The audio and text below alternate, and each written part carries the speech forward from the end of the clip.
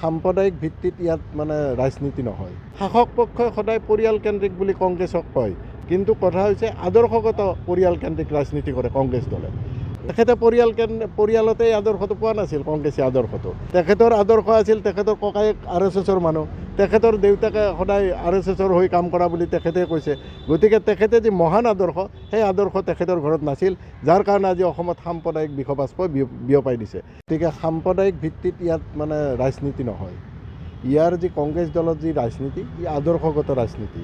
যদি কংগ্ৰেছ দলৰ আদৰ্শ গ্ৰহণ কৰে, তেতিয়াহ'লে সকলো জাতি জনগোষ্ঠী, বিভিন্ন ভাষা ভাষিক সকলোৱে ইয়াৰ আদৰ্শ লৈ ৰাজনীতিত অংশগ্ৰহণ কৰিব পাৰে, গণতান্ত্ৰিকভাৱে ইয়াৰ নিৰ্বাচনত ভাগ ল'ব পাৰে। সকলো যি গণতান্ত্ৰিক প্ৰক্ৰিয়া আছে তাত ই সম্পূৰ্ণভাৱে বৈধভাৱে ভাগ লোৱাৰ ইয়াত সুবিধা গ্ৰহণ কৰিব পাৰে। ৰাজনীতিত এটা সম্প্ৰদায় বা জাতি বা যি জাতিগত বা বৰ্ণগতভাৱে বিভিন্ন ৰাজ্যত, অসমক লৈ আপোনালোকে যদি এই কথাটো আগবঢ়াই নিব বিচাৰে, তেতিয়া ক'ৰবাত খোকোজা লাগিব। কাৰণ দেখিছে উত্তৰ প্ৰদেশৰ দৰে ইমান জনবহুল ঠাইত জাতি লৈ ৰাজনীতি হয়, কাৰণ জাতিগতভাৱে তাত যি নেতা থাকে, নেতাবিলাকৰ গ্ৰহণযোগ্যতা থাকে। কাৰণ আপুনি এটা জাতিক প্ৰতিনিধিত্ব কৰিলে তাত যি জাতিৰ যি পিছপৰা জাতিৰ ক্ষেত্ৰতে হওক, যিখিনি অসুবিধাৰ সন্মুখীন হৈ থাকে, শাসক পক্ষৰ লগত সদায় আন্দোলন কৰিব লগা হয়। আৰু যেতিয়াই আন্দোলন কৰিব লগা হয়, তেতিয়াই লিডাৰৰ নেতাৰ প্ৰয়োজন হয়। তেওঁ যিকোনো দলৰে হ'ব পাৰে। গতিকে নেতাক লৈ আগবাঢ়ি যাব লগা হয়। আৰু সেই নেতাজন হয়তো সময়ত ৰাজনীতিত সক্ৰিয়ভাৱে অংশগ্ৰহণ কৰে, আৰু অংশগ্ৰহণ কৰাৰ পিছত তেখেতে ৰাইজে বহুল ভোট দি নিৰ্বাচিত কৰে। গতিকে তাক যদি আপুনি সাম্প্ৰদায়িক বুলি কয়, তেতিয়াহ'লে কথাটো ভুল হ'ব। যেতিয়া নিৰ্বাচন হয়, তেতিয়া সেই জাতিৰ য'ত সংখ্যা বেছি তাৰ পৰাই প্ৰাৰ্থী নিৰ্বাচিত কৰি মানে জিকোৱাৰ ব্যৱস্থা কৰে। এইটো এটা ভাৰতত এক অঘোষিত নিয়মৰ দৰে পৰিণত হৈছে। আপোনালোকে জানে বৰ্তমান যি দেশৰ পৰিস্থিতি, প্ৰাৰ্থীজন যোগ্য হ'ব লাগিব। কোন জাতিৰ হয় এইটো ডাঙৰ কথা নহয়। যোগ্য প্ৰাৰ্থীয়ে অসমৰ ভৱিষ্যত নিৰ্মাণ কৰাৰ ক্ষেত্ৰত দায়িত্ব ল'ব লাগিব। শাসক পক্ষই সদায় পৰিয়ালকেন্দ্ৰিক বুলি কংগ্ৰেছক কয়, যে পৰিয়ালকেন্দ্ৰিক ৰাজনীতি কৰে কংগ্ৰেছ দলে। কিন্তু কথা হৈছে আদৰ্শগত পৰিয়ালকেন্দ্ৰিক ৰাজনীতি কৰে কংগ্ৰেছ দলে। আদৰ্শগতভাৱে আগবাঢ়ি যোৱাত সদায় কংগ্ৰেছ দলে পৰিয়ালৰ হওক বা ৰাইজৰ হওক সহায় সহযোগিতা লয়। যেতিয়া পৰিয়ালৰ মানুহখিনিয়ে তেওঁক আদৰ্শগত ৰাজনীতিত আগবাঢ়ি যোৱাত সহায় কৰিব, অট'মেটিকেলি তেখেতে পৰিয়ালৰ সেই ৰাজনীতিৰ লগত জড়িত হৈ পৰিব। কাৰণ আপোনালোকে সকলোৱে জানে মহামানৱ মহাত্মা গান্ধীৰ আদৰ্শ লৈ কংগ্ৰেছ দল আগবাঢ়ি আছে। গতিকে এক আদৰ্শগত পৰিয়ালকেন্দ্ৰিক ৰাজনীতি। গতিকে মই যদি মোৰ পিতৃৰ আদৰ্শ গ্ৰহণ কৰিব যাওঁ, তেওঁৰ যিখিনি সঠিক দিশ মই বিবেচনা কৰি পাইছোঁ, সেইখিনিৰ ভিতৰত কংগ্ৰেছৰ আদৰ্শখিনিও আহিব। গতিকে মই পৰিয়ালৰ আদৰ্শ ল'ম, দলৰ আদৰ্শ ল'ম। গতিকে মই স্বাভাৱিকভাৱে কংগ্ৰেছ দলৰ মাজত সোমাই পৰিছোঁ। তেখেতে পৰিয়ালতেই আদৰ্শটো পোৱা নাছিল, কংগ্ৰেছী আদৰ্শটো। মহামানৱ মহাত্মা গান্ধীৰ আদৰ্শ তেখেতৰ ঘৰত নাছিল। তেখেতৰ আদৰ্শ আছিল তেখেতৰ ককায়েক RSSৰ মানুহ, তেখেতৰ দেউতাকে সদায় RSSৰ হৈ কাম কৰা বুলি তেখেতে কৈছে। গতিকে তেখেতে যি মহান আদৰ্শ, সেই আদৰ্শ তেখেতৰ ঘৰত নাছিল, যাৰ কাৰণে আজি অসমত সাম্প্ৰদায়িক বিষবাষ্প বিয়পাই দিছে। নহ'লে তেখেতে যদি ঘৰত শিক্ষাগত অৰ্হতা বেলেগ আৰু ঘৰুৱা গৃহস্থ শিক্ষা বেলেগ, যদি তেওঁ সেই শিক্ষাখিনি গ্ৰহণ কৰিলে হয়, মহাত্মা গান্ধীয়ে যি একতাৰ বা উন্নয়নৰ কথা কৈ ভাৰতক যি বিবাদৰ পৰা মুক্ত কৰি ৰখাৰ চেষ্টা কৰিছিল, তেতিয়াহ'লে নিশ্চয় তেখেতে আজি সাম্প্ৰদায়িকৰ ৰাজনীতি, পৰিয়ালকেন্দ্ৰিক ৰাজনীতিৰ মাজত সোমাই বা যি SRৰ জৰিয়তে ভোট চুৰিৰ কৰিব বিচাৰিছে, এই প্ৰক্ৰিয়াবিলাকৰ মাজত সোমাব নালাগিল হয়।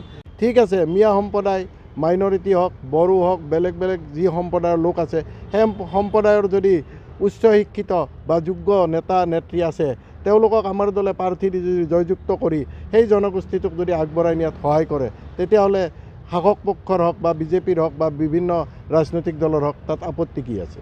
আপোনালোকে চাওক, গণতান্ত্ৰিক দেশ, মই আগতেও কৈছোঁ, যদি পাকিস্তানী এজেণ্ট কোনোবা থাকে, তেতিয়াহ'লে আমাৰ মুখ্যমন্ত্ৰীৰ অনুমতি লৈ এজেণ্টজনক কৰায়ত্ব বা আইনী প্ৰক্ৰিয়াৰ অনাৰ কোনো ব্যৱস্থা নিশ্চয় নাই। কিয়? যিটো কথা লৈ তেওঁ সদায় সংবাদমেল সম্বোধন কৰি আছে, আমাৰ সকলোৰে শ্ৰদ্ধাৰ আৰু প্ৰয়াত তৰুণ গগৈদেৱৰ বোৱাৰী তেখেত এটা NGO চৰকাৰী স্বেচ্ছাসেৱী সংগঠনত কাম কৰিছিলে। গতিকে এই সংগঠনৰ দ্বাৰাই যদি তেওঁ কোনোবা কিবা অনৈতিক কাৰ্যত লিপ্ত হয়, তেওঁ যি ঠাইত সেই অনৈতিক কাৰ্যত লিপ্ত হ'ব আৰু য'ত চোৰাংচোৱা কৰা কথা বা তেনেকুৱা কথা কৈ আছে, যদি তেনেকুৱা কোনোবা দেশৰ লগত তেওঁ সম্পৰ্ক ৰাখিব, সেই বিষয়ত যি চোৱা চিতা কৰা বা অনুসন্ধান কৰা সংস্থা আছে তেওঁলোকে বিহিত ব্যৱস্থা ল'ব। এনেকুৱা নহয় যে দিল্লীত কিবা এটা অনৈতিক কাৰ্যত আপুনি লিপ্ত হ'ল আৰু তাৰ কাৰণে আপোনাক অসমৰ পৰা অনুমতি লৈহে অসমৰ SIT গঠন কৰি তদন্ত কৰিব লাগিব।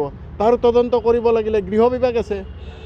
আপোনালোকে দেখিছে আজি কিছুদিন আগতে কৈছে যে আমাক গৃহমন্ত্ৰী ডাঙৰীয়াই অসমত আহি যে আমাক এবাৰ চৰকাৰ কৰাৰ সুবিধা দিয়ক।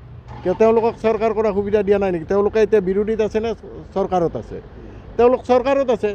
চৰকাৰত থকাৰ পিছত আপুনি কিয় কয়? আপুনি যদি ভাল কাম কৰে আপোনাক কিয় সুবিধা দিব লাগে? মোদীয়ে যেতিয়া মোদী ঢৌ বুলি অসমত আহিছিলে তেতিয়া তেওঁ ইয়াতে সদম্বে কৈ গৈছিলে যে কংগ্ৰেছে 60 বছৰ কাল ৰাজত্ব কৰিলে কিন্তু একো কৰিব নোৱাৰিলে। মোক 60 দিন দিয়ক, মই সকলো সমস্যাৰ সমাধান কৰাৰ লগতে বেংকত 15 লাখ টকা সকলো দুখীয়া পৰিয়ালৰ একাউণ্টত 15 লাখ টকাকৈ টকা আহিব। তেওঁলোকে আগত যিবিলাক শ্লোগান কৰিলে সেইবিলাক এতিয়া সমাপ্ত হ'ল। তেওঁলোকে কি কৰিলে? প্ৰথম ঝাৰুলৈ স্বচ্ছ ভাৰত অভিযান। এতিয়া আপোনালোকক মই বেছি দূৰলৈ যাব নালাগে, আপোনালোকে কেমেৰা লৈ যাওক। এই CGM কোৰ্টৰ যিটো নতুন CGM কোৰ্ট কটন কলেজৰ কাষত স্থাপন কৰিছে, হয়তো অস্থায়ী, এইটো আগে পুলিচ কমিশ্যনাৰ কাৰ্যালয় আছিল। তাৰ যদি আপুনি পেচাবগাৰত যায় তেতিয়াহ'লে আপুনি দেখিব এক দুৰ্গন্ধটো বেলেগ, এক কদৰ্য পৰিৱেশ। গতিকে তেওঁলোকৰ স্বচ্ছ ভাৰত মিছন যদি কোৰ্টত আৰু ডিষ্ট্ৰিক্ট মেজিষ্ট্ৰেট অফিচতে নাই, তেতিয়াহ'লে তেওঁলোকে ক'ত এই স্বচ্ছ ভাৰত মিছনটো চলাই আছে? তেতিয়ালৈ তেওঁলোকে ভুৱা কথাৰে ৰাইজক পৰিৱৰ্তন অনাৰ চেষ্টা কৰিব। আজি এনেকুৱা এটা পৰ্যায়ত পাইছে যে সকলো পৰিকল্পনা তেওঁলোকৰ ফেল। তেওঁলোকে গৈ এতিয়া কি কৰিলে? অকল অৰুণোদয় আঁচনি 1100 টকাত, আৰু এতিয়া তেওঁলোকে এক বিশেষ আঁচনি বিহুৰ আগত, বহাগ বিহুৰ আগত ৰাইজক এককালীন সাহায্য দিয়াৰ এটা ব্যৱস্থা কৰি আছে। ময়ো বিভিন্ন ঠাইত কাম কৰি আছোঁ। গতিকে ৰাইজে কৈছে যে আমি কিছু আঁচনি বা চৰকাৰী ঘৰ, কাৰণ কিয় চৰকাৰী ঘৰ বা আঁচনিৰ কথাটো মই বাৰ বাৰ কৈছোঁ, ৰাইজৰ অৱস্থা একেবাৰে শোচনীয়। যেনেকৈ এতিয়া কিছুমান ধনী মানুহৰ ল'ৰা ছোৱালীয়ে গাড়ী চলায়, তেওঁৰ গাড়ীত তেল সম্পূৰ্ণভাৱে টেংকিত ভৰাবলৈ পইচা ৰাখে।